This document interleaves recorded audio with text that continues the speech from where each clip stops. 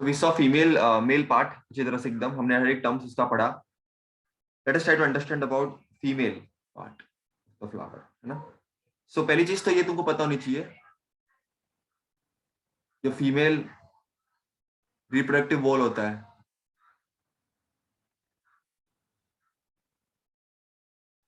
उसको हम गाइनोशियम बोलते हैं.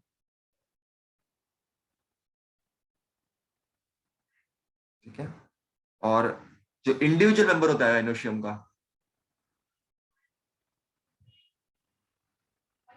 उसको हम कार्पेल बोलते हैं. ठीक है. अब you know the basics first. Okay, so there is stigma, there is style, there is ovary, and ovary में अंदर ओव्यूल होता ही है बच्चों. there are ovules. तो there are, मैंने रफली बता दिया तुमको. तो depending on the number of carpel different different तरीके से उसको डिस्टिंग्विश कर सकती है. आपके एमसीक्यूज में आ सकता है बच्चों, बहुत इंपॉर्टेंट है. सो अगर सिंगल कार्पल है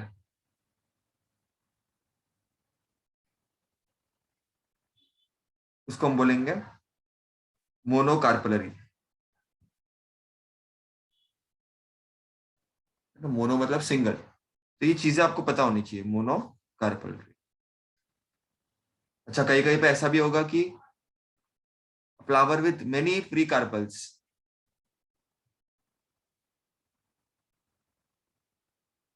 इसको हम बोलते हैं एपोकार्पस. इसका एग्जांपल आपको दिखता है निसिलिया में, जबकि एमसीक्यूज में आ सकता है बेटा, है ना? या तो ये एक सिंगल कार्पल का एक फॉर्मूला है, free carpel. There can be bicarpellary also, जहां पर it can be either carpel free, carpel fused होगा, या तो फ्री होगा. और फ्री वाला तो हमने ऑलरेडी लिख दिया, एपोकार्पस. मैं तो वापस लिख देता हूँ, वेरी इंपॉर्टेंट इट इज. और कार्पल जो फ्यूज होगा उसको बोलेंगे सिन कार्पस, फ्यूज्ड कार्पल. अब ये बहुत इंपॉर्टेंट है बेटा. सिन कार्पस का एग्जांपल तुम्हारा आ जाएगा ब्रिंजल में, और एपोकार्पस का तो मैंने तुमको लिखा दिया मिसेलिया. तो ये एमसीक्यूज क्वेश्चन है, इसमें कुछ कोई बड़ी बात नहीं है. ऐसा ये एमसीक्यूज के लिए आ सकता है ना? उसके बाद कार्पल में 3 पार्ट होता है, स्टिग्मा, स्टाइल, ओवरी. सभी को मालूम है ये चीज. अब जो ओव्यूल है ओवरी के अंदर वो वेरी करता है. ठीक है. जैसे फॉर एग्जांपल मैं पैडी का एग्जांपल दूं, मैं एग्जांपल दूं बीट का, मैं एग्जांपल दूं मैंगो का, तो वहां पर तो तुमको एक ही ओव्यूल दिखेगा, तो यूनी ओव्यूलेट. लेकिन जब तुम बात करते हो टोमेटो की, ये एग्जांपल इंपॉर्टेंट है बच्चों. जब तुम बात करते हो लेडी फिंगर की, यहाँ पर तुम्हारे पास एग्जांपल में आ जाएगा मल्टी ओव्यूलेट. तो ये चीज आपको याद रखनी है बेटा, कि दिस इज वेरी इंपॉर्टेंट. तो अब जो ओव्यूल है उसको हमको उसका स्ट्रक्चर देखना है. स्ट्रक्चर ऑफ ओव्यूल का बहुत इजी है, डिफिकल्ट नहीं है. बेसिकली इसको मेगास्पोरेंजियम बोलेंगे.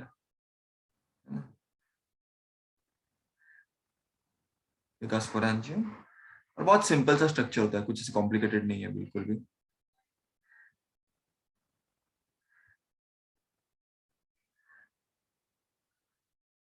ठीक है. तो ये जो एंड है, फ्री एंड, जब पर कुछ भी नहीं है, उसको हम बोलता है माइक्रोपाइलर एंड, माइक्रोपाइल, है ना? ये जो कवरिंग होती है, ये जो लेयर्स है, इसको बोलते हैं इंटेगुमेंट. फिर ये फनिकल है. इंटेगुमेंट एक्चुअली में थोड़ा और डिटेल में को समझना पड़ेगा, ऐसे बहुत रफली बताया मैंने. ये यहाँ पर जो अटैचमेंट है उसको बोलते हैं हाइडम, और ये तुम्हारे प्लासेंटा से कनेक्टेड है. लेकिन तुमको एग्जाम में ऐसा नहीं बनाना यार, मतलब तुमको एग्जाम में इस तरह से तो नहीं आएगा. एग्जाम में तुमको डायग्राम एक स्पेसिफिक तरीके से आएगा. ठीक है. तो उसको भी देख लेते हैं अपन, और उसको एग्जाम में एग्जैक्ट कैसे बनाना है वो मैं तुमको बताऊंगा. तो just give me a moment. तो ये जो ओव्यूल है ना बेटा, ये ऑर्थोट्रोपस ओव्यूल है. बट एग्जाम में तुमको ऐसे बनाने को तो नहीं आएगा. एग्जाम में तुमको कुछ इस तरह से ओव्यूल बनाने के लिए आएगा, है ना, कुछ इस तरह से एनाट्रोपस ओव्यूल। जैसे मैंने क्या बताया था तुमको, वो एंथर का डायग्राम बहुत इंपॉर्टेंट है। यंग, तुम्हारा डेस एंथर, तुम्हारा यंग एंथर, वो डायग्राम एक, और दूसरा वाला डायग्राम, दोनों में से एक डायग्राम तो पक्का एग्जाम में आएगा। मतलब इसके बारे में शॉर्ट नोट बोलो, कुछ भी बोलो, मतलब शॉर्ट शॉर्ट क्वेश्चन है। ठीक है, तो ये बहुत इजी भी है बच्चों। एक्चुअली कैसा है ना, बहुत इजीली आप इसको कर सकते हो। कॉम्प्लिकेटेड लग सकता है ये, बट इतना कॉम्प्लिकेटेड है नहीं, बहुत सिंपल है। ठीक है ना, तुम्हारा क्लियर होता है।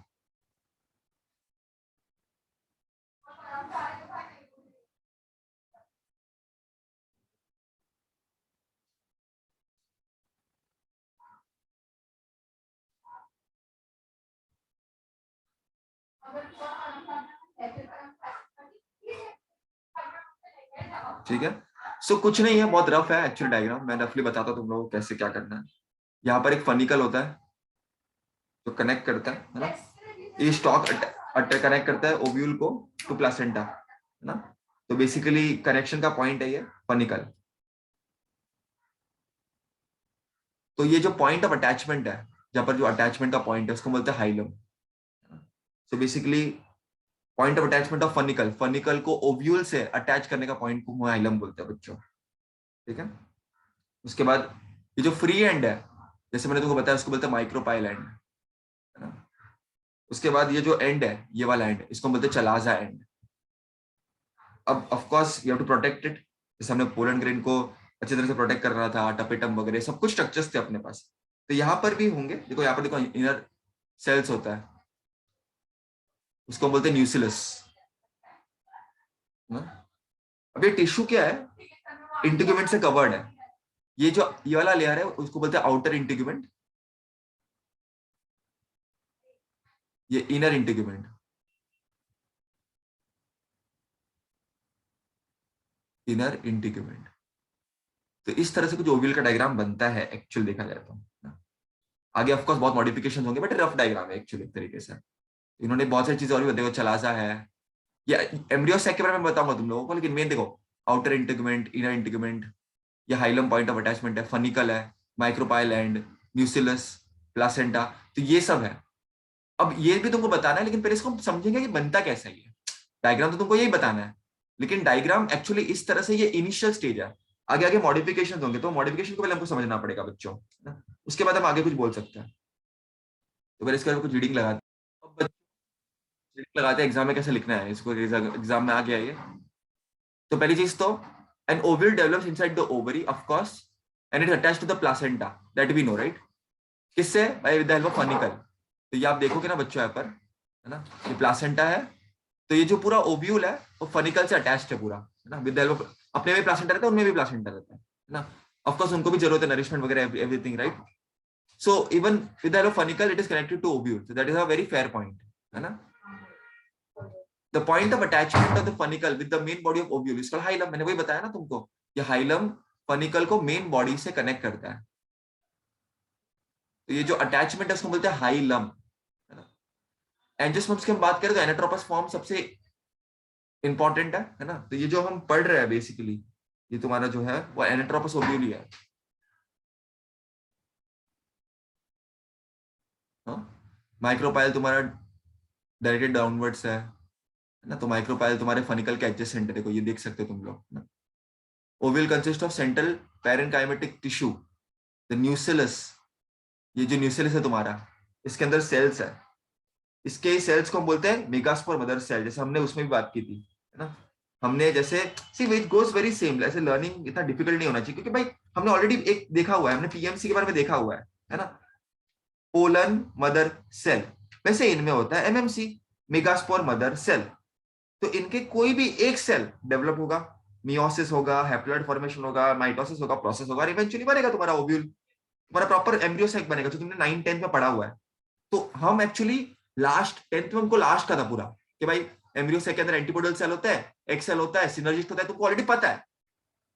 अगर नहीं पता कोई बात नहीं, मैं बताऊंगा, लेकिन ये एंड तक पहुंच गए थे। अब 12th में हम स्टार्टिंग से पढ़ रहे हैं, भाई स्टार्टिंग से प्रोसेस कैसा होता है पूरा, है ना। तो nucleus is protected by two protective covering integument, outer integument and inner integument. तो ये तुम्हारा आउटर इंटीग्यूमेंट, इनर इंटीग्यूमेंट, और ये तुम्हारा न्यूसिलस, ये प्रोटेक्टिव कवरिंग, देखो ये इधर न्यूसिलस तुम्हारे है ना,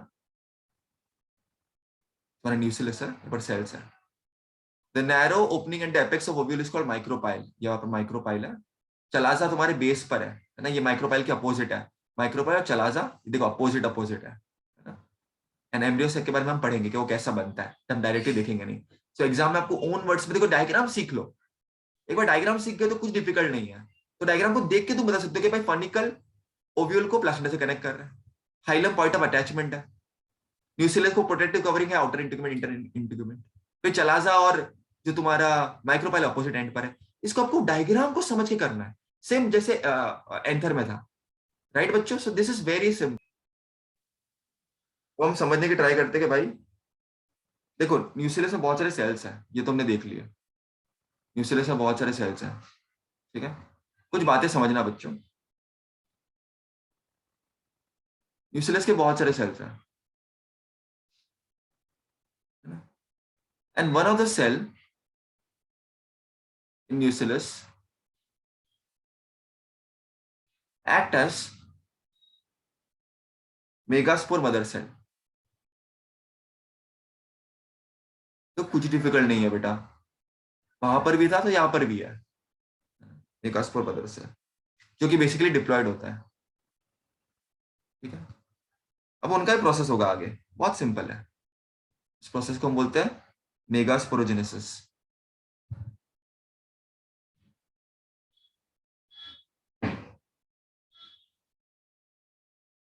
ठीक है।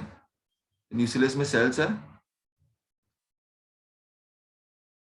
न्यूसिलस के सेल्स है, कोई एक सेल बनेगा इनटू मेगास्पोर मदर सेल,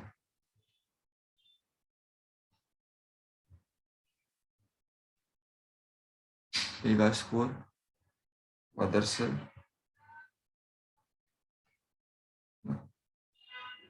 तो अब कोई भी माइक्रोपेल के एंड से क्लोज सेल होगा वो मेगास्पोर मदर सेल बनेगा ही।